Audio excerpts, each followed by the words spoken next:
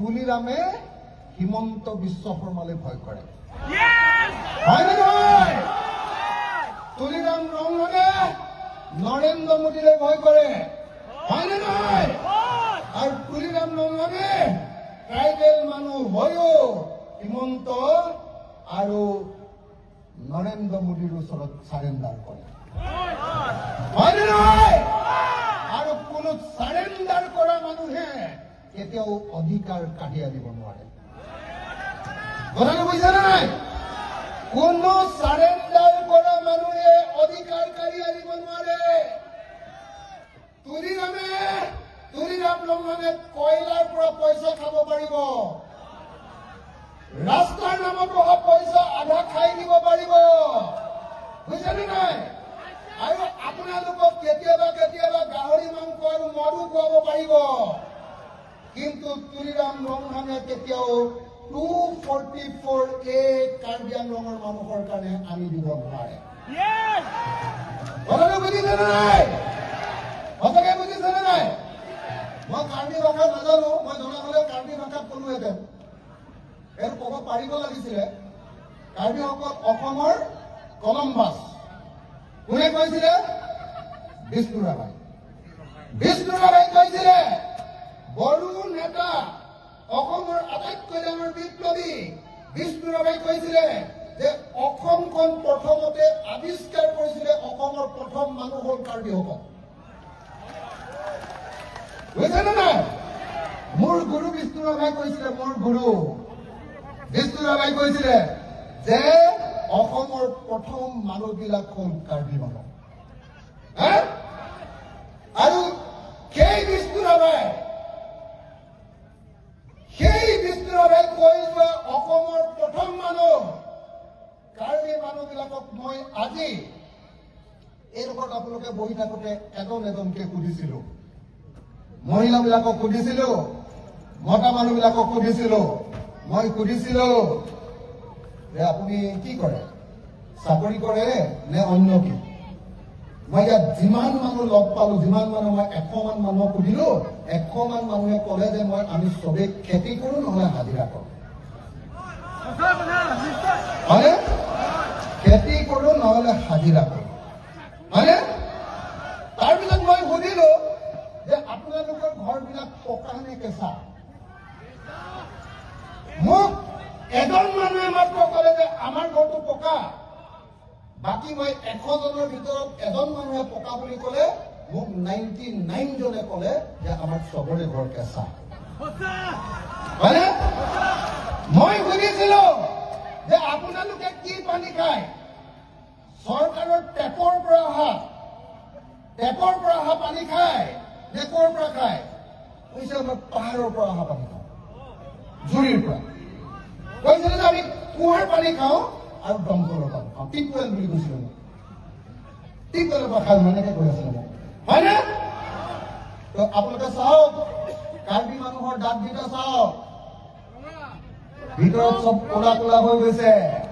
কাৰণ আজিও কাৰ্বি মানুহে আইৰণ থকা পানী খাই আছে অসমৰ আটাইতকৈ পুৰণি অসমৰ আটাইতকৈ খিলঞ্জীয়া অসমৰ আটাইতকৈ ভূমিপুত্ৰ মানুহবিলাকৰ ঘৰবিলাক যদি কেঁচা আৰু আটাইতকৈ পুৰণি মানুহবিলাকৰ যদি চাকৰি নাই তেতিয়াহ'লে কাৰ চাকৰি আছে অসমত হয়নে নহয় যেতিয়ালৈকে কাৰ্বি আংলঙৰ প্ৰত্যেকজন মানুহৰ ঘৰ পকা নহ'ব লেট্ৰিনটোত যেতিয়ালৈকে টাইলছ লগাব পৰা নহ'ব যেতিয়ালৈকে প্ৰত্যেকৰ ঘৰত এখনকৈ 4চকীয়া গাড়ী নহ'ব যেতিয়ালৈকে আপোনালোকৰ ল'ৰা ছোৱালীবিলাকক দিল্লীত পঢ়ুৱাব নোৱাৰিব আৰু যেতিয়ালৈকে মাক দেউতাকৰ বেমাৰ হ'লে দিল্লীত চিকিৎসা কৰিব পৰাৰ সামৰ্থ্য এবিলিটি যেতিয়ালৈকে নাহিব তেতিয়ালৈকে আপোনালোকে যুঁজি থাকিব লাগিব সংগ্ৰাম কৰিব লাগিব আন্দোলন কৰিব লাগিব মই আপোনালোকক লিখি দিব পাৰোঁ তুলিৰাম লংহান নহয় দিছপুৰৰ বা দিল্লীৰ আটাইতকৈ ডাঙৰ দালালটোৱেও যদি 77 বছৰ স্বাধীনতাৰ পাছত যদি কাৰ্বি আংলং স্বায়ত্তশাসিত পৰিষদৰ যদি CM হৈ থাকে ৭৭ বছৰতো পকা ঘৰ পকা কৰি দিব নোৱাৰে,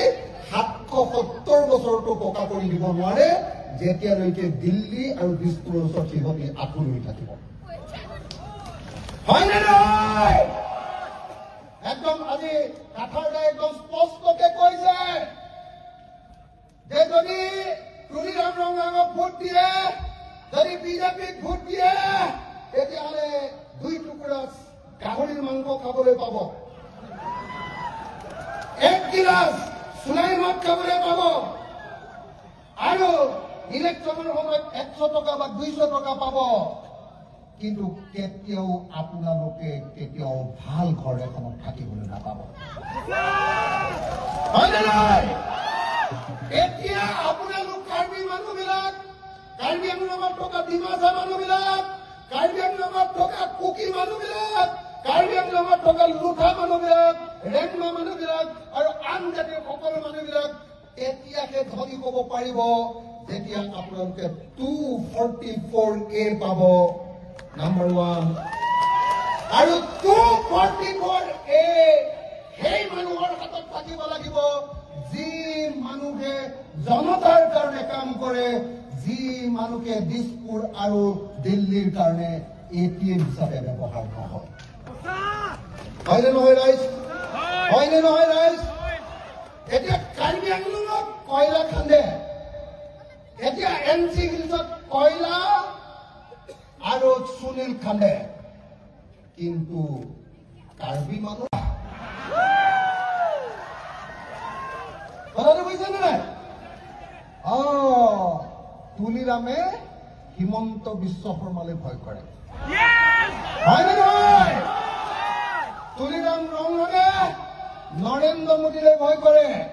হয়নে নহয়? আৰু তুলিৰাম ৰঙনে ট্ৰাইবেল মানুহ হৈও হিমন্ত আৰু নৰেন্দ্ৰ মোদীৰ ওচৰত চাৰেণ্ডাৰ কৰে।